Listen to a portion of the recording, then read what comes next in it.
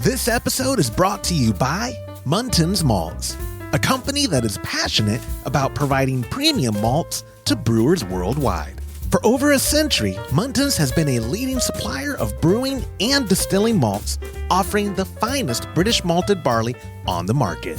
You can experience the difference Muntins offers by joining a recipe receiving tier of our Trub Club, because every kit that ships out now includes premium Muntins malt. You know, we've known the Muntins crew for a long time, and I can tell you, friend, you're going to love brewing with their grains. Ask your local supply shop to carry Muntins malts, or homebrewers can join our Trub Club at homebrewhappyhour.com/club, be a part of the community, and come brew with us. Thank you, Muntins, for supporting our efforts and homebrewers worldwide. Today's show is brought to you by hopsdirect.com. Grown in the esteemed Yakima Valley on the Peterball family farm, hopsdirect.com offers the widest variety of hops available online at incredibly competitive pricing. It's simple. They grow hops, they sell hops, and they ship hops straight from their family-owned farm to your doorstep. Producing the highest quality hops is hopsdirect.com's passion, and they're proud to be an independent grower in the craft beer industry. Go to hopsdirect.com right now and get what you need to make your brew day better. That's hopsdirect.com. Today's show is brought to you by Imperial Yeast. You hear us gushing over Imperial Yeast all the time, and that's because their yeast performs for us in every batch that we brew. Imperial Yeast is adored by commercial breweries and home brewers alike. Their pitch-right pouches are jam-packed with over 200 billion fresh yeast cells, guaranteed to deliver flawless, fast fermentations every time. Imperial Yeast strains are grown by a team of pro brewers and home brewers who live to help other brewers learn more and ferment better. Join any recipe receiving tier of our Trub Club and get a free upgrade to premium Imperial Yeast with every recipe kit that ships out to you. Learn more at homebrewhappyhour.com/club and come brew with us.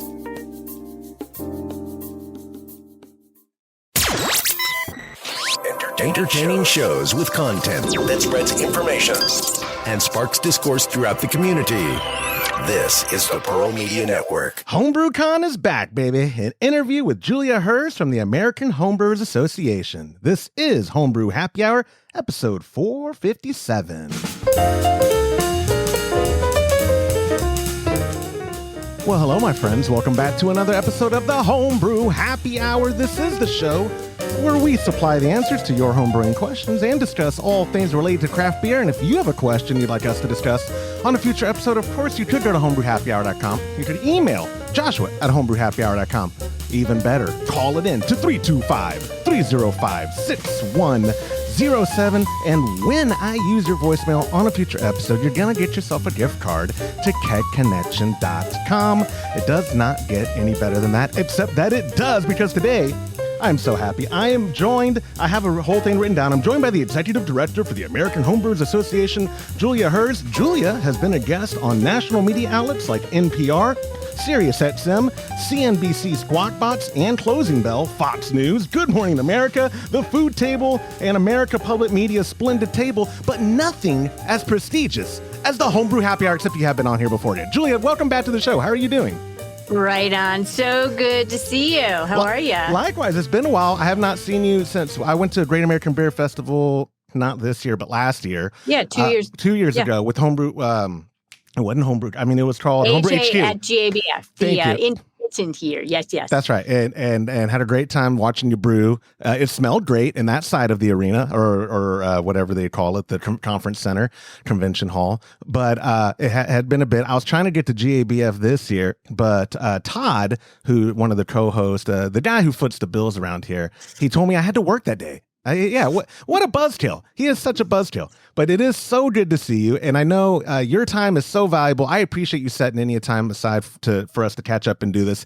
If you don't mind, I have 30 seconds tops of just small talk to get through for members of I call it Trub Club, don't hate me. That's usually to troll people. I know, but if you don't mind, let me get through it just really quick. My friends, if you go to patreon.com/homebrew happy hour, and join a recipe receiving tier of the club. Of course, I put the wrong artwork up on the screen, but you're going to get this month a Wee Heavy, a Scotch ale, shipped out to you with premium ingredients from hopsdirect.com, Muntons malt, imperial yeast, and we're milling those grains with our Monster Brewing Hardware 3-grain mill. All the fun can be enjoyed at home if you join a recipe receiving tier, or you can watch the Brew Day live that I haven't scheduled with my pop yet. I think we're going to do it the day after Christmas. We may or may not. We'll see. Julia, I think that was actually record time I've ever done the small talk. Most people watch the show. Well done. Thank you. Done. Thank you. People are cheering. They're not, but they would. Let's get catching up with you because it's not just been a long time since I've seen you in person. I'm bad at communicating. I don't even reach out. Whenever y'all announce going independent, I feel like it's been it's been like half a year is what I feel like it's been since that got announced. It finally happened. Before we get into the thick of that, how have you been? Have you been keeping up with brewing? What's in the kettle? How's that been going? I'm doing great. Coming down off of summer and fall, and I'm a big forager, and I use a lot that's in my backyard. I've got bottled up some choke cherry juice and a couple gallons, and I want to make a mead with it. But what I did was classic homebrewer. I'm like, I can't do it all right now. I don't have my honey. So I just basically pasteurized and, got the juice separated from the fruit and kegged it. And so it's in the fridge. And when I'm ready this winter, I'll blend it with a couple of pounds of honey and make myself a beautiful, probably medium sweet to medium dry choke cherry mead, a melomel. Yeah, I'm excited. That sounds delicious. Are you a traditionalist, like joy of homebrewing, gotta let it sit for 2 year type of person? Or are you impatient like the rest of us and wait a few months and then start tapping into it? Yeah, I mean, if you're talking mead, also too, it really depends on the recipe, right? Because some meads don't need to be laid down. There's session meads and whatnot. I would say that choke cherries are pretty tannic. They have some great acidity too, but I do think they'll mellow. My approach is once it's in the carboy and kind of in secondary and I've transferred it off the initial yeast cake, I just want to taste it. And then I will tell myself how long I should wait. So, tasting it every few weeks is not a bad task. And so that's how I figured that out. And I'm one of those terrible homebrewers where I tend to never make the same recipe twice. So, it's not like I have proof of concept of knowing how long I should lay this down or condition it because I'm constructing this recipe now and it's a first time effort. You know what's cool about me too? I became buddies. He might not call me a buddy, but I message him all the time. Charlie over at Golden Hive, I know you know him. Super swell guy. He has made making mead so accessible to a mainstream audience and a young audience. Like a lot of and 1 gallon too. Small batches. Small batch mead making. Who would have thunk that could revitalize just the concept of home brewing? Because people hear home brewing, and this is. Everything I say is through my anecdotal perspective, so you could say I'm wrong. You won't hurt my feelings. People have said much worse. I just see home brewing. Most people conflate with beer all the time when they don't realize. Like you make kombucha, that's home brewing. You could kimchi, sauerkraut, the art of fermentation, or the act of fermentation can all be a part of home brewing. And even going further, a lot of engineer types get into this hobby because they've been home brewing their electronics for many years or whatever. Like there's this big umbrella that brewing falls under for home brewing. But I love how Charlie has managed to get the attention, at least of people, way better than a lot of us. And by a lot of us, I mean me and Homebrew Happy Hour, of getting it to be cool and accessible. Yeah, and I'm a marketer, and it's interesting. Think about brand homebrewing. What's your version of that? And the story can always be disrupted. It's a cultural disruption, though. And so what Charlie from Golden Hive has done is just taken his passion and really been, video centric and small batches and just gone for it and made mead, not Beowulf, old school dudes and Vikings, drinking it. It's like, no, he's doing the modern approach to mead, and he'd never worried about the old school story. And so anything can, be rewritten, the brand mentality of it, including homebrewing, right? Because if people think of homebrewing today, or is it people in their basements fermenting and burping? No, but some people think of homebrewing that way, and it's a shame. I mean, American Homebrewers Association, our whole role is to grow the hobby, advance your journey in it, as well as if you're a beginner, get you to advanced. If you're advanced, keep you thirsty and provide, quenched with great new resources to keep growing. And it's not focused on the story of homebrewing from the past, it's focused on the future of homebrewing is what your national association is busy doing. Exactly. What I do love also about Charlie is anything could be mead if you watch his channel. Yeah. I think, yeah. Oh God, yes. That's the fun. So he's doing, catchy, glitchy stuff with like brands and fermenting, Mountain Dew and like all crazy stuff. Yeah. And it's good because you know what? It's teaching, our superpower as homebrewers or fermenters. Our ninja superpower is that we get to play, the cosmic force. Right, we get to grow life. We get to nurture microbes that ferment and give us alcohol. And that's pretty cool. And showing that anything is fermentable is it's genius because that's the way we should look at it. And then back to foraging. Like my backyard isn't my local homebrew shop. It's not my local grocery store.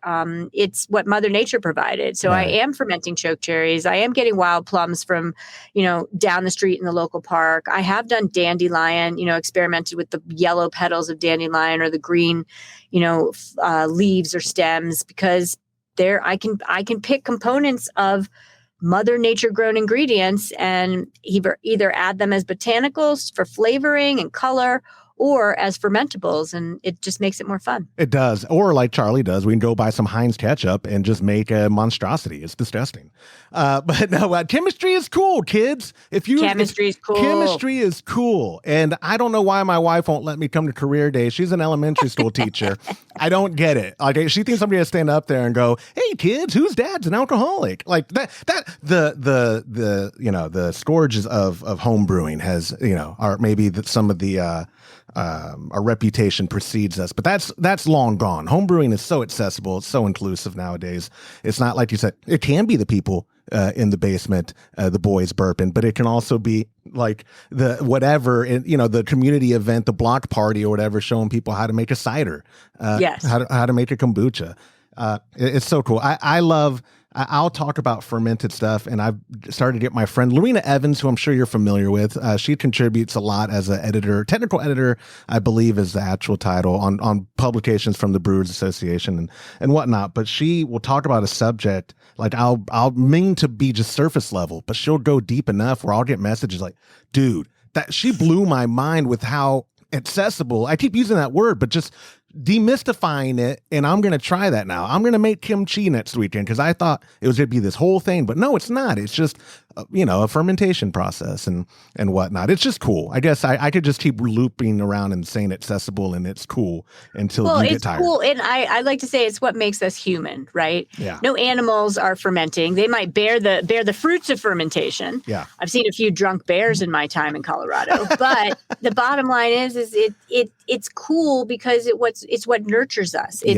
Hobbies, pastimes, and the active fermentation. We're learning geography, we're learning history, we're learning about agricultural products. We're learning chemistry, as you said. Sometimes we're learning physics and, how did gravity, transfer something.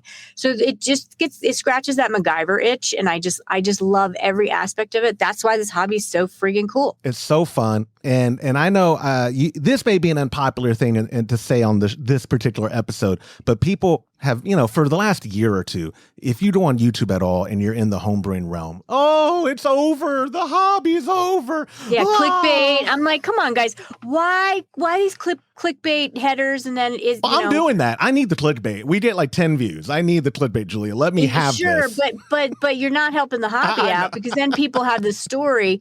Everything's cyclical. Everything has also micro, areas where it's hot and thriving, and then other areas where it's cooling off or, simmering. It's funny because I feel like those that help build up homebrewing, our pioneer homebrewers, they just can do us a solid and talk about the future. The AHA going independent is an exact example of we have a whole nother level to get to as a hobby. And when your national organization invests in itself and leaves the parent organization that it created and really says we're going out on our own, we're forming not only a 501c6, which is a trade group that represents the members, but we're also forming a 501c3 so we can go after grants and donations because we want to do both. A 501c3 is about advancing the public good. No one individual stakeholders should benefit. And it's about advancing the hobby. 501c6 is we should benefit our members. We should invest in our members. We're going to have so many new member benefits in 2026. And we really want to kind of provide some juice and some energy, because there are a lot of places right now, the homebrew shops, supply shops, a lot of them I talk to have closed or are closing or having a hard time. And others have hacked the code and are doing it. So we just want to fuel the next evolution and level, and everything has cycles. And I'm just here to say that your national association, American Homebrewers Association, don't even think about it as 2020 or earlier. That's just the past. That's what built us. But we are looking at the future in such a different way with a new vision. Our new vision is a homebrewer in every neighborhood, a homebrew club in every community. And to back that aspirational vision up, that's like 10, 20 years kind of vision. How amazing would it be if we actually had success in a percentage of achieving some of that? And so I'm jazzed about all of that. But, the past can drag you down. We can't reproduce what we did because it might not work today. And so that's why we're not going to bring back certain member benefits. We don't have as many members as we did, so we can't spend as much money on what we used to do event-wise or benefit-wise. But we rebuild ourselves and get more members in the coffer and get more people engaged. We're going to do great things. I love that. Man, that was good. I was just thinking that's going to be a great clip, because that's just you can feel it in you. You're done with, I think you've had to explain yourself maybe a bunch. Yes, quite a few times. And that's okay. I'll keep explaining it. You ask the questions. I will answer them. Oh, dude, I love it so much. Well, and you can tell me, my theory has been with homebrewing, because, I don't know if you know, my boss, Todd, and we used to run kegconnection.com. He has since sold it. The LLC that we have, not to go too deep or whatever, we still fulfill orders, but we're out basically of homebrewing as a retail operation. And we were part of that sad story, womp womp. But I've seen brewing, craft beer, even at a commercial level, but specifically homebrewing, being this hyper local thing that people can grow it themselves like this. Like I've always said, and not to hop on the it's dying bandwagon, but if hypothetically homebrewing by the numbers is dead, no one's doing it, I'm doing it. I'm going to keep doing it because it's so fun. There are tens of millions of homebrewers out there. Exactly. I know, but you know what I'm saying? The doom and gloom would make you I don't get why people choose a hobby based on what everyone else is doing. I do it because it's fun. I brew with my pop. He's become one of my best friends since we started homebrewing together for almost a decade. Nice. Doing something with your hands is just satisfying. Yes. The building process on the brewing side, and then the draft beer system that I get to build out because I want to serve the beer. All of it just fulfills this hobbyist thing that a middle-aged 40-year-old man wants to do. I could be doing way worse things. I could be doing hood rat things with my hood rat friends. Yeah. But you, on top of that, the icing on the cake is you add community to it, right? Exactly. You don't just do it alone. You share your homebrew. And when you join your local homebrew club or your national organization, the AHA, you're part of this larger ecosystem that's doing collective work to grow the hobby. And there's chances for deeper engagement on that level exponentially. So, I'm all for people should do things at their own pace, their own way, like my day, my way. But when you really want to grow and create growth, you got to surround yourself by others who are also doing what you're interested in. And that's what AHA provides. We have 20,000 members. The AHA forum has been around. It's one of the longest standing forums, tens of thousands of users. We are, bringing people together. We just seated 30 new members in 5 new committees to drive its association forward. Clubs, governance, finance, club, community and education, and events, which covers HBC and NHC. And we've got members running their organization again. And so I don't know if we lost you on the AHA level and we disappointed you. I am sorry about that. But you know what? The past is the past. You're going to get more benefit for less than $50 a year by joining the AHA than you could imagine. And you're going to get Zymergy magazine. We still publish the only print magazine dedicated to homebrewers. So the AHA's got game, and just look out, because that game's about to get gamier in 2026 and beyond. I love it. And I am flabbergasted about print media at all, because everyone, you know what I mean? That itself is just cool. It's not a relic is the wrong word, because I think that's used in a derogatory way too much. But I think it's nostalgic to get a magazine in your mailbox every quarter. It is quarter. Wait, it's quarterly? Every other month. It's every other month. Thank you. Even what do they call it? Bi-monthly? Is that bi-monthly? Bi-monthly. Correct. Okay. Yeah. Again, I don't just play an idiot on TV, Julia. I am an idiot. So I don't know really what more you could cover on. I gave you my bullet points. Like AHA. People who were members. That transferred over. Nothing was lost there. When y'all went independent, everyone who had an active membership stayed, and people who are now looking at maybe joining or even just calling you or bluff on seeing what they can get for their membership. Is that all still done? Same website, Homebrewers? Homebrewersassociation.org. Yeah. And all the information's there. Like you said, the forums, y'all were able, when y'all went independent, to keep most things just rolling, like the forums.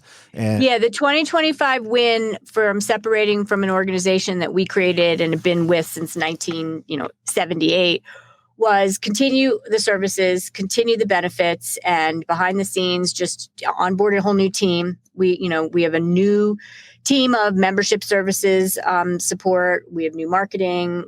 We have new events, team members. So that was the win. That was all of our fortitude to be able to do that. And it was a lot.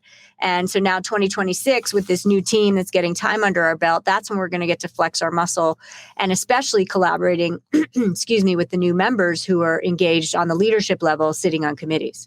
Yeah, it is impressive when you look at, because your core team, I should have pulled it up here. What is the core team of decision makers? Is it 6 people on the board, including 5 yourself? Founding board members, and we will have board of directors elections, because the founding board was seated, right? They were tapped to lead us into the future.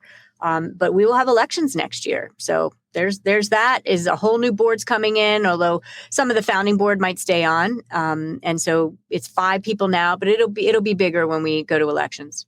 That's impressive. Like I said, to me, it seems like y'all got the ball rolling fast. I'm going to segue us to HomebrewCon if you don't mind, because I feel like one of the things people were, HomebrewCon San Diego was the last, I'll call it proper HomebrewCon, and I loved it. True. I loved it. Club night. Club night at every HomebrewCon is my favorite, and I could get so.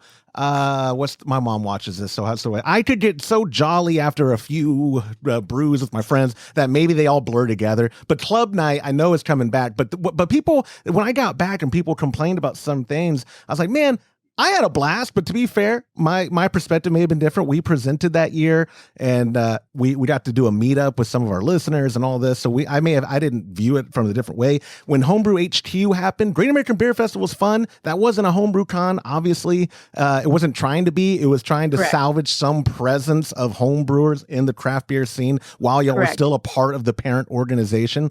You've gone independent. Y'all basically right out the gate, very shortly out of the gate, like, hey, guess what? HomebrewCon's coming back June 19th and 20th in 2026 in Asheville. Y'all, I want you to keep this momentum that I'm about to build up going, because that's like you're hitting it and the ball's going towards outfield, because you couldn't have picked a better city. You should have come to Austin, but I think the logistics are probably not as good. I think we still have archaic serving laws here in Texas, but Asheville, incredible beer scene, incredible weather. It's beautiful. And so talk a little bit about the decision to bring back HomebrewCon, how y'all picked Asheville, and what people can expect. Yeah, I mean, this has been multiple years in the making, I will say. And we had to pause HomebrewCon after Pittsburgh 2022, San Diego 2023, because they were just being run in the old AHA era where 3,000 plus people were attending. And they just were being budgeted for much bigger attendance that we weren't able to meet. And so that was crushing us. We had to pause our event. That's okay. People that were upset, we weren't doing it to upset you. A national organization has a responsibility, I believe, to gather their members in person every year, right? We should be gathering everyone, but not when it's going to financially crush the organization. So we paused it. We never said we killed it. That was a lot of misinformation. But there was no direction on what we were going to do next. And so now that we've kind of spit through the other side of that, bringing back HomebrewCon in 2026 was one of our founding boards and my, as your executive director's top priorities. Bring it back, right? Don't expect it to be exactly the same. It's going to be a little bit shorter, different format for the talks. Nothing at any event that you go to, never assume it's the same format. Never assume it's the same approach. Also, to run events now since 2020 and COVID, they're like 25, 30, 40% more expensive to run. So we're going to try and keep prices to at least the close to the level that people paid previously to attend. We're definitely looking at negotiating heavy, deep discounted hotel rooms. That's important to us. So we're trying to keep it cost prohibitive and not cost prohibitive and not expensive, because we want to gather everyone because it's our hobby. You know, a lot of people come, it's not their job. We're going on vacation. We also didn't want convention center feel, and that was great for that era of AHA, but look for a kind of streamlined, modified version of HomebrewCon with details, coming out the first few months of next year. And we'll finally have registration open and where to apply to give talks and media application and all that. But this team needs, in putting together an event less than 1 year, needs to do things a little wonky. We're not like, normally you would announce an event the year in advance, right? Yeah. And I would look to us to announce 2027's HomebrewCon at June 2026 HomebrewCon to get on that cycle. Absolutely. But we literally put together the national conference in less than a year's time. So we don't have the hotel room block. All we announced was Asheville. We haven't told you where we're at yet. We're building that daily as we speak.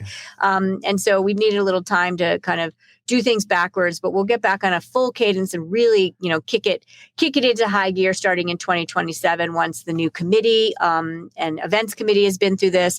The local team can advise the new local team for 2027.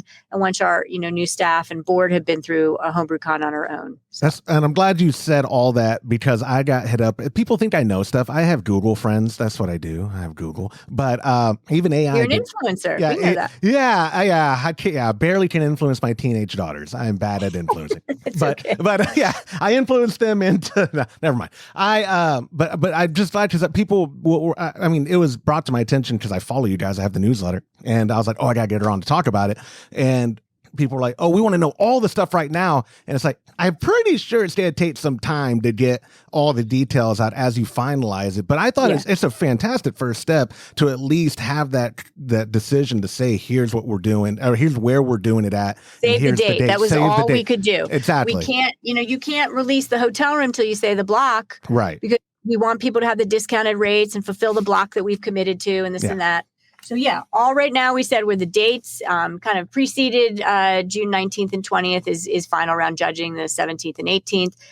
But we will soon enough say where the venues are. I'm actually flying there tomorrow, which is kind of cool. Hey. Circa December 9th, 2025 to do the walkthrough. Normally you would book before you've done the walkthrough. We are very confident though in what we know and the local team knows. And so I'm just like to see the venue in the flesh, and then we will have much more of the puzzle outlined after that. I don't want to put you, Johnny, on the spot. Can you commit? Will there be a club night? Is the expectation for a club night? Yeah, we've actually I thought you were I totally thought you were taking off. I was like, I've done it. Just had to close the door. We're bringing back Homebrew Expo, Club Night. There will be no Pro Brewers Night. Right. Yeah. That's one of the things we cut. Modified sessions in a different way. It's just be open-minded because we're looking to use the latest and greatest on what engages the best experience for attendees. And so that'll be the kind of sweet sauce that we mix together. But Club Night's coming back. I would think if anyone can appreciate being flimsy and stuff, it'd be homebrewers in regards to like you said, for the most part, even I've worked more homebrew cons than I've gotten to just attend and enjoy because I've always just worked in the industry. It still felt like a vacation, even at the booth. When we'd have a booth on the show floor, like awesome. Just the interaction and stuff. So if people if view it as a gathering, I don't know of any other. Unfortunately, the first gathering, when you hear that word comes to my mind, is the gathering of the juggalos. Don't think of it like that, my friends. This is not Insane Clown Posse. But I just mean like you're going with like-minded, we all like the same hobby, a time to share, a time to drink with each other and enjoy the local club stuff, enjoy the scenery and all that with an open mind. Like you said, if you're going there, I think that, as more information rolls out, people can make the firm decision. But if they're going to go or not. But when do you even expect like, hey, here's where it's going to be, start registering by February? Yeah, early in the new year. Okay. Okay, so people to be on the lookout for there. And again, I think y'all's newsletter is totally free, even if they're not a member. I'd have to look that up too. I think just go to homebrewerassociation.org, get HA newsletters, follow us on social at Homebrew Assoc on Facebook and Instagram. HA Forum has kind of insider info. So if you feel like you want the insider, go on the forum, man. HA Forum's off the website. And then if you're reading Zymergy magazine, you get the deeper dives. Yeah. And again, people, your membership gets you that magazine. And so go sign up there. And like she said, and all the stuff we've talked about at all, if they want to know how to join a committee or how to put their name out there for whatever, that's all going to be there on that website. And members, you have to be a member to enter NHC. Right. You have to be a member to attend HomebrewCon. You have to be a member to get Zymergy and member deals and access to all of our award-winning NHC validated metal recipes. So membership has its privileges, people. It really does. Absolutely. I tried to get Todd to log in. He was talking about, hey, maybe we can do another presentation. And I said, I don't even know. I don't remember watching our last one. I don't know if he logged in to download it yet or not. If he watches what we looked like the last time we presented, I don't think he's going to want to do it again. We have passed HomebrewCon accessible seminar overviews. They did it. It's different technology, different years. And I don't know how this year we're going to be doing it either. But that's another accessible member benefit. Right on. Yeah, that's what I was. Yes, I'm glad you said that too, because recipes, presentations, all that stuff in the members portal, I think is what it's technically called on the website. But a lot of good stuff there. And like you said, I think it's $50 a year. It's a membership. $49 a year for 1 year print membership to Zymergy that gets you access to your homebrewerassociation.org digital benefits. So yeah. Exactly. Homebrewersassociation.org. Julia, we had blocked off a 30-minute thing and I went a little long, but I do appreciate your time, my friend, for coming on the show and clearing out air and having a lot of zeal behind it. That's going to be... You're one of my ministers of enthusiasm, sir. Thank you. Right back. You are bringing it. I try as best as I can. Hopefully in Asheville, we can do an interview in person and get some video content together. I would love that. It'll be great to hang out in person. Thank you so much for your time. We'll talk to you later. Right on. Cheers, everybody. Thank you. Right back. And that will do it for this episode of the Homebrew Happy Hour. If you have a question you'd like us to discuss on a future episode, of course, you can go to homebrewhappyhour.com or email joshua@homebrewhappyhour.com. But even better, call it in to 325-305-6107 and get yourself that gift card to kegconnection.com. Thank you to our show sponsors, like Muntins Malt, premium grains for a better brew day. If you aren't already using Muntins, give them a try by joining the Chub Club at a recipe receiving level. For the best hops available online, give our friends at hopsdirect.com a visit and pick up what you need for your next brew day. Also, get a pack of premium imperial yeast along with delicious recipes from us when you join the Chub Club. So go to patreon.com/homebrew happy hour and come brew with us. A huge shout out to our sponsors and everyone in the Chub Club, because really we could not do this without y'all. I'm Joshua Stubing. Thanks for listening.